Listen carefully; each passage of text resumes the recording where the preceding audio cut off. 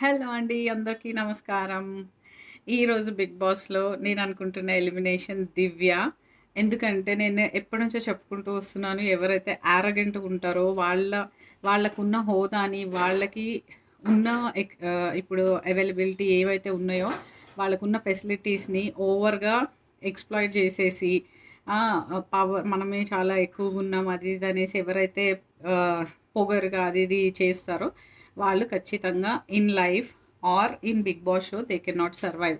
So, same ఇదే ప్రియాకి జరిగింది, శ్రీజాకి జరిగింది, హరీష్‌కి అండ్ మనీష్ గారు ఐ వాజ్ ఓకే. న్యూట్రల్‌గా ఉండేది.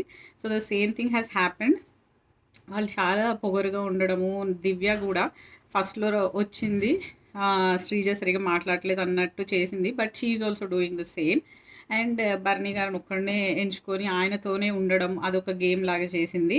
మళ్ళీ ఇంకొక నెగటివిటీ ఏంటంటే, ఆ స్ట్రాంగ్ ప్లేయర్ అని అందరూ అనుకుంటుంటే, ఆయనని ఏడిపిచ్చడం, ఆయన దగ్గరికెళ్ళేసి మీరు అది, మీరు ఇది అనుకుంటా ఆల్రెడీ తనుజ అక్కడ సీరియల్ క్యారెక్టర్ ఏడుస్తుంది. తిను పోయి మళ్ళీ ఏడుపులు మొదలుపెట్టడం, నాన్న, నాన్న, అన్న, అన్న అనడం ఇదంతా బాలేదు. అండ్ మాధురి గారు కూడా కొంచెం కూరేసుకున్నా అంటే కూడా చాలా నేను ఫుడ్ మానిటర్‌ని నా పర్మిషన్ తీసుకోవాలి. ఇవే తగ్గించుకుంటే మంచిది.